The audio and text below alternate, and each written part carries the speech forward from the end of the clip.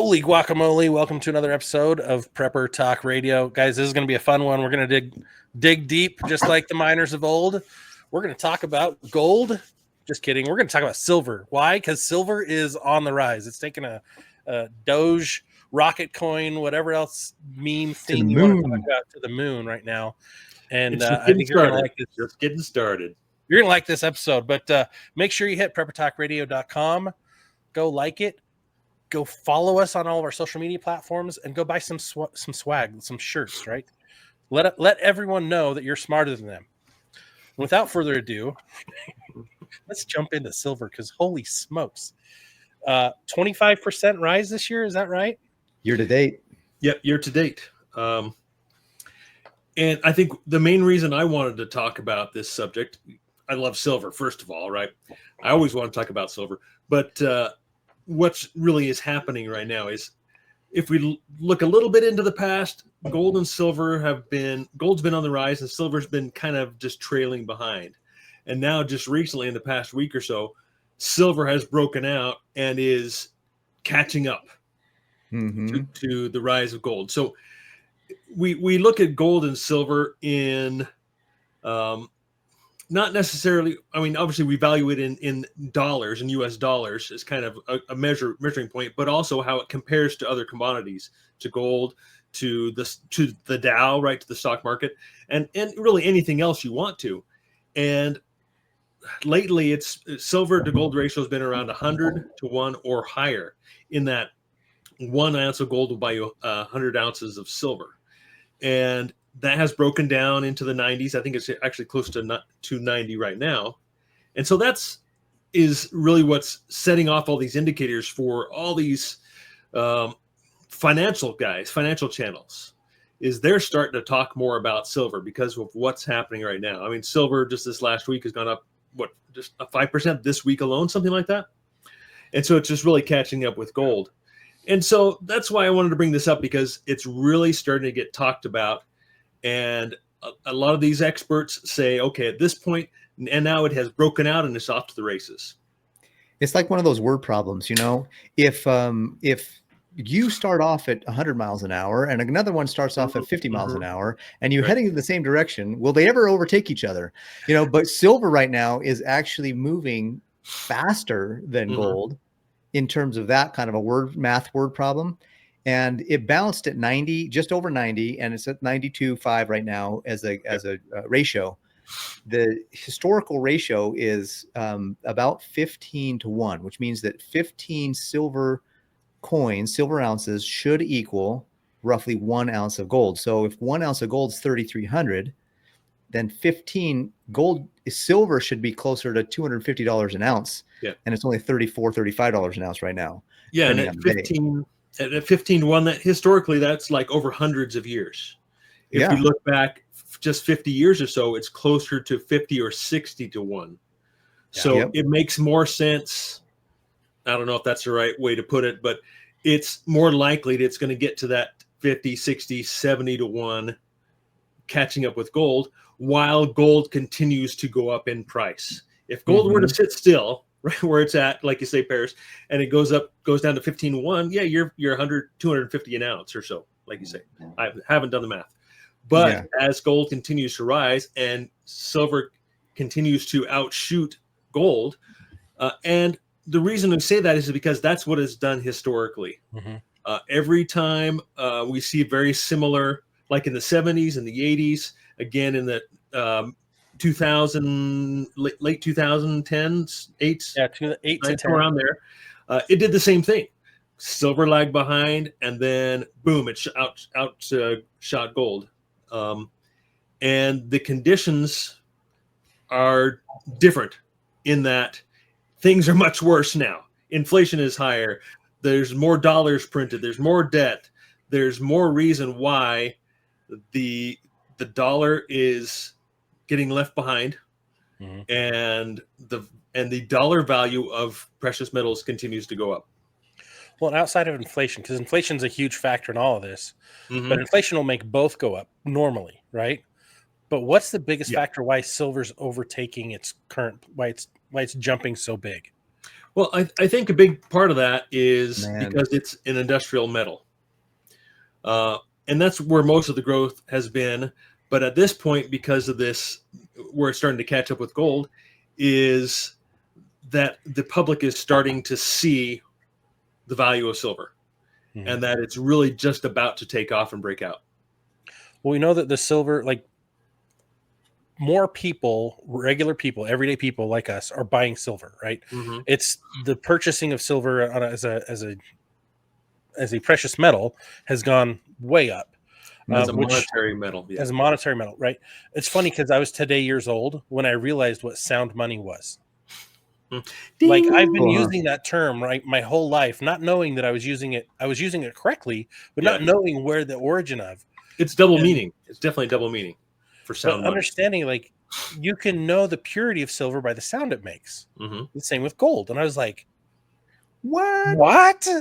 Like, yeah, that was cool. And that's how they could tell.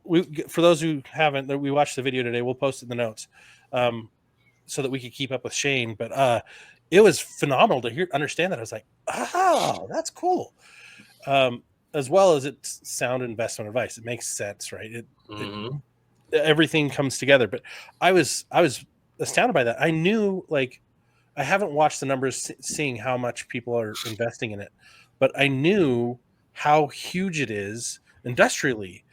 Every one of us has one of these little cell phone thingies that's got silver in it. Every one of us is using, well, not every one of us, many of us right now are going nuts on this AI supercomputer highway to Terminator world domination.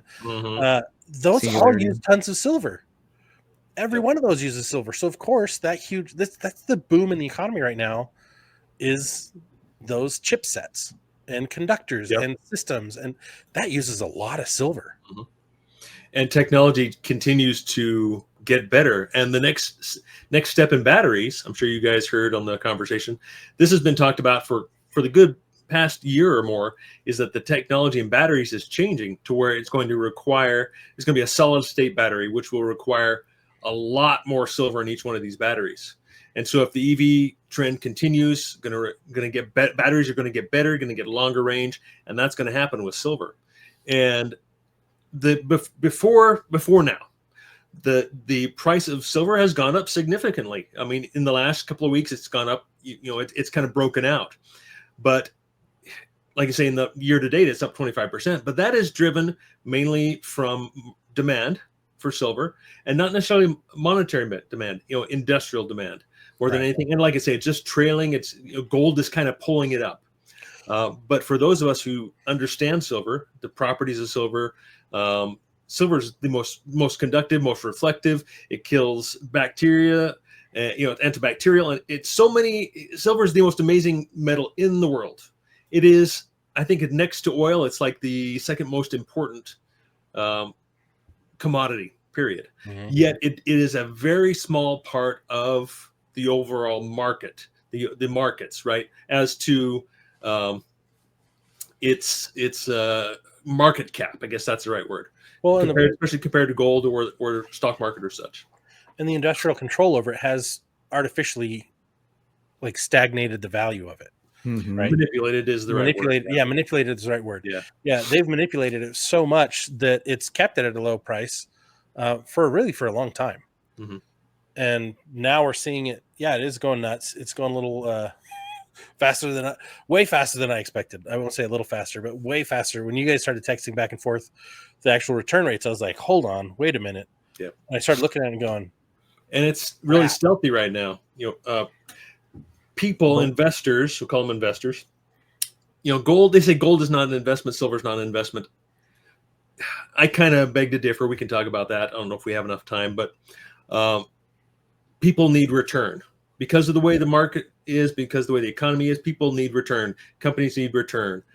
They need, and gold and silver don't technically pay an interest rate. There are some programs out there that you can put your gold in, your metals in, and get a rate of return. But then that kind of increases the risk, if you ask me, in my opinion. By holding physical gold and silver, your risk is basically limited to who's going to come to your place and steal it from you, right? But it doesn't pay interest. If you have to store it somewhere, you got to pay a storage fee. So by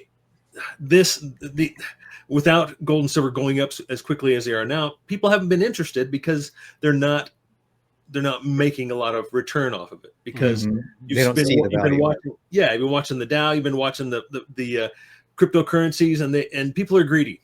They are greedy, and there's a lot of market conditions that necessitate investors getting a return, right? But now and soon, and in my opinion, for the past decade, it's more important about wealth preservation with gold and silver, but there will be a lot of increase as well. I do my net worth once a month at the end of the month, and I did it I think it was the last Tuesday of May, and the value of my silver from the last Tuesday of May until today was about 9% increase. So to me, I'm pretty sure I did the math right. I did it pretty fast because I was so excited. I was like, what the heck? I couldn't believe how much it'd gone up. And that's a pretty significant jump in just maybe 2 weeks, 3, if the, 15 to between 15 and 20 days, 9%. Now, of course, there's always kind of, the stock markets jumped 20% in a day and then dropped the next day too. So it's not important to necessarily chase returns as it is to chase value. And I think that in the video that we watched today and the discussion that was had, they did definitely share the fact that, over time, silver especially, and gold also, have been a store of value. They've been a preservation of wealth, but silver right now is actually breaking out so much so that it actually is kind of moving into that investment category versus just a store of wealth and hedge against inflation. And, a lot of times people say, well, you can't eat, precious metals. Yeah, you can't, but you can buy food with precious metals for sure. Yeah. And, that's one of the things too, is if you're going to go as a financial professional, if I was to have a client in front of me and I knew their situation, and so I'm not necessarily giving a financial advice, but I'm definitely sharing with you something to think about and look about. If you're going to have, I don't know, 5 or 10 grand sitting in the bank doing nothing, earning 0.1 or 2%, go buy a bunch of silver coin, like ounces, but buy the right kind of silver. Don't buy on eBay from some knucklehead who thinks because it's probably going to be fake. Don't go get on Facebook Marketplace. Go to legitimate stores, go to legitimate websites, go to legitimate people. And what's funny too, is that if you have a way to do it, the way you'll know it's real is you bang it against it and it will resonate. The sound, like Scott was saying earlier about how sound money, it's real because it sounds different. There's just a deep vibration you get from it. And so I'm just thinking to myself, actually, I've got I just got a pretty nice commission and I got some other things coming down the pipeline. I'm like, it's still a good time to buy, by the way. So a lot of times people are scared because they're like, oh no, if it's already at its height, I don't want to buy now because it's too late. No. We're still a good entry point. We're still a very good entry point for silver. So if you don't have any silver, it's still a good time to go get some, but make sure you get it from a reputable source. And the other part of that is make sure you do a little research on maybe some pawn shops in your area, maybe some gold bullion, local people, because at some point, part of a good entry strategy is having an exit strategy. Absolutely. So it's important to have an exit strategy with any investment that you make, with anything you do with your money. Just have that begin with the end in mind kind of an idea. And so make sure some local people that if you need to turn that silver into fiat currency quickly to be able to, pay your mortgage or rent or whatever, then, I'm sure I go shopping at Walmart Neighborhood Market. I don't think they're taking silver anytime soon. But if I needed to turn it into fiat cash to be able to buy those things, I need to know where I can go to do that. So make sure you're doing that as well. Yeah, I think an exit strategy is extremely important because, you can't eat it. And it does take some planning, some thinking. Okay, what is the purpose that I'm buying this for? Yes, it's to preserve wealth, but also for me, it's to increase my wealth as well because of all the debts that's printed. I do have an exit strategy. And part of that is instead of, several years ago, instead of paying cash for a vehicle, I took some of that cash, I bought silver, and now I'm up over 100% in 5 years. And I could sell half that silver and buy another vehicle and still have silver instead of, it's kind of like, it's just like using interest rates, like, instead of, paying cash for a house, right? You invest that money in the markets or wherever. I mean, that's kind of been the traditional strategy, is to put it in the markets. I've never believed in that. It's yes, the Dow is actually up 70% in the past 5 years. The Nasdaq's up 100%, minus your commissions and fees that you're paying off that, right? And so gold and silver exit strategy, very, very important. Well, and the other thing is, like you mentioned buying a car, using it towards a house. Like if you're buying a house, if you're going to go acquire a house, you're going to get a loan of any kind, kiss your gold and silver use goodbye.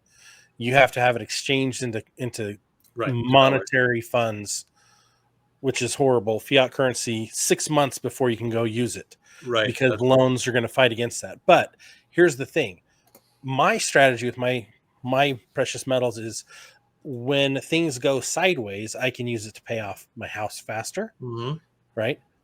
I don't need to acquire the house with it. I can pay off the house with it. Or like Shane just explained, buying another vehicle, or if there's a really good sale on stuff, since silver's up, he could be like, hey, I'm going to go buy your supply of gumdrops because I love those, right? Whatever you want to use it as, but have those strategies in place. Shane's become his own bank with using precious metals. I haven't become my own bank. I've become my own mob guy. If I don't pay myself back, I'm going to break my legs. That's a recurring problem that I've got. But I've got myself into a situation where I've got leverage when things go sideways. Not a lot of leverage, but just enough to cover those. Like we as preppers, we want to preserve the money we have in real form. We want to increase the money that we're making, and we'll talk to you a little bit about that before we end the episode. But then also, money you can't eat, but use that money to get the things we need to create a more productive life. Having an orchard, having animals that can be eaten, right? Building our urban homestead, our whatever that looks like for you in your situation. Using all these metals, using all the tools that we get as preppers as part of the game, right? Part of our big solution for the future. Yeah, kind of that part of my exit strategy is, what do I see 5, 10, 15, 20 years down the road when I am old enough to retire, use that word retire, and what do I intend to use it for? And do I want to get into dollars? I mean, we see that another big reason I think why gold and silver are really taking off, which I know for a fact, is because central banks are buying gold like crazy. They don't buy silver because it takes up a lot more volume, right? It takes up a lot more space than gold does. Gold has a lot more value in a smaller space. So they buy gold. And I think Russia actually started to buy silver as well, add it to their reserves as well.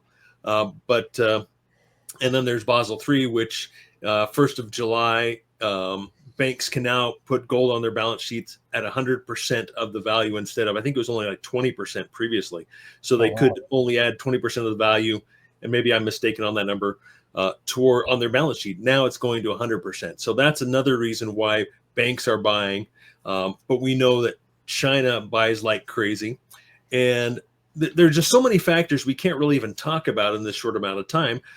The reason why to buy gold, and silver is more the money of the people, right? And you look at the word silver in other languages, it's like Spanish, it's plata. And what's the word for money in Spanish? It's plata. It's the same word. And so gold and silver are money, everything else is credit. And that has come from JP Morgan Chase. Right. Everything else is credit. And so why not hold the best possible asset you can instead of dollars? Dollars are the most liquid. Gold is not far behind that, right? If you need liquidity, that's why, like you said, Scott, on my own bank, my savings is in gold. If I need cash, I go to the local coin shop and get cash. It's that simple. Maybe it won't always be that way, but that's my current strategy. Oh, what's interesting too is like when you go exchange your silver or gold, what's the process like? And I'll it's kind of just like a pawn shop, at least for me locally, it's kind of like a pawn shop. You take your gold down, they look at spot, and it also depends on the demand at the time. If there's a lot of selling, if they're doing a lot of buying, then yeah, they might give you a little bit less, less than spot, or maybe it's not as much of a premiums. Depends on the demand. And that obviously goes up and down, and gold is less volatile than silver. So that's another reason why I use gold as my savings. Silver is my retirement, my long-term savings. And so I go down to the local coin shop, which I have a relationship with. They know me well. We're good friends. And I either get a check or cash, depending on how much they purchased that day, if they have cash still, or whatever I request as well. And then, yeah, then you do with your dollars whatever you need. And obviously dollars, inflation's taking the value of dollars away. And the US dollar has lost 9% just this year alone. You know, the USD, the Dixie, right? 9% off of the Dixie. And so if you take that difference, plus 25% silver, minus 9% in the dollar, I'm doing pretty, 34%. I'm up this year on my silver compared to the dollar. I'm very happy about that, obviously. So and it's going to go parabolic from here. When I went and changed out, because I lived off my silver one year, not the whole year, but we were so upside down that year and I couldn't work. Man, I exchanged a lot of silver that year. And that's what it's for. That's what it's for. It was so amazing. I could get cash, I could get check, or they could do an electronic transfer. Okay. And I'd been there a number of times. I went to this place called Legacy Rare Coins. The place I used to go to was raided by the FBI because they found out one of the partners was involved in a Ponzi scheme with an investment group. And it was like, great, where am I going to go sell my coin? And so I found a place. So as Shane explained, get a good relationship with the place that's local to you, and find out what their options are. Because at first I was just getting a check, and then I take it to the bank, and they're like, yeah, you can have the money tomorrow. And I'm like, well, what if I need it today? I'm like, yeah, too bad. But an electronic funds transfer, I can have it today. There's a $5 fee for it. I'm like, it's worth it because I got to pay bills today, right? Mm-hmm. But it's funny because the guy kept asking, why are you selling so much silver? And I'm like, because it's up really high and I don't have any money. I don't have any other liquidity. The guy's like, oh yeah, that makes sense. I'm like, I use this as part of my emergency fund. Yeah. Like that's my emergency funds I have a little cash on hand, but it's mostly silver. And that's been my play with precious metals primarily. Yeah. Like I say, the dollar's down 9% this year in Dixie, but silver's up. So why not take a little more time, maybe a little more inconvenient to store your silver or gold, then take it down and exchange it for dollars. A little more inconvenient, but you get that in your rate of return. As a comparison, if you take an ounce of silver, you can buy more. You can buy as much with it as you could 50 years ago as you could today in terms of value. If you take a $20 bill from 50 years ago and versus a $20 bill today, you can't buy nearly half of what you could buy. So that's really what it means by a store of value. The same silver. So when I first started buying silver, it was $15, and this is like maybe 10 years ago or so. It was $15 an ounce. Mm-hmm. Now it's $33 an ounce. So that same ounce of silver that I used to be able to buy $15 worth of goods years ago. Now, if I had $15, I would need to have $33 to buy what $15 bought back then. If that makes sense. But with a 1 ounce silver, it's the same 1 ounce silver. I can now buy the $33 worth with the same silver coin that I bought for $15 years ago. So that's the value, how it works. And if you look at it along that same line, is that gold, say that the price of gold and silver doesn't really go up and down. The value doesn't go up and down. It stays the same. What it buys is always the same. It's just its value in dollars. And that's because the value of the dollar is going down. And I think that's another reason why people are buying gold and silver. It's why governments are buying gold and silver. And again, going quickly to the industrial demand, we're at a deficit of 200,000 ounces per year, or I think it may be more than that, in just a deficit every single year. But silver is in a deficit. It has been for the past 3 or 4 years. And mining, 2024 was 216 million billion ounces. I think deficit. 200 million ounces short, something like that, deficit. and that's going to continue or even get bigger. So just off of the facts and the data alone makes sense that silver is going to continue to go up. So of course we say, go and do your own research. We're not trying to push anything here, right? We have no agenda other than we want your well-being. We don't want to see you lose your wealth by having it in a bank and losing the value of the dollar going down, and your other assets as well. You know, I don't invest in the stock market. I know Paris is much smarter than me that way, but I think maybe he's getting convinced to switch and get out. But well, I'll share a story if I have time, but as to why I'm thinking more and more about it. But so do I have, Scott, are we good on time? So I was watching a buddy of mine who's currently in a little bit of a political legal battle. And he's in the battle himself. And for some reason, the legal team on the opposition saw fit to seize his son's assets. Like his son isn't even party to the lawsuit. It's nothing. And it's actually completely illegal for them to do this, but the bank did it anyways. They connected him through a shared PO box. And they said, well, because you share a PO box, we're allowed to seize your assets on behalf of your father. And I was just like, wait, what? The bank didn't even question it. They didn't do their fiduciary responsibility to make sure that it was actually legal. They just did what the judge said and the lawyer said. They got a letter. They're like, all right, let's freeze this guy's account. So my brain is like, okay, if they have power to do that, now what are they going to do when they have CBDCs? What are they going to do when they have all the other stuff they're trying to roll out with the World Economic Forum?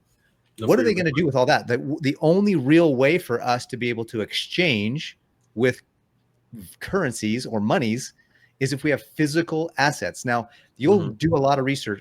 If you're listening to this video, you're probably going to jump on YouTube and you say, what's the best way to invest in silver? And there's going to come up with SLV as a ticker symbol for an ETF. My opinion is that's okay if you have extra money, but if you don't hold it, you don't really own it. Like if it's not in your hands, it's not yours. So just remember that as you're thinking about how you should hold your silver in your hand, in your safe. Like I have a relationship with a really big precious metals association.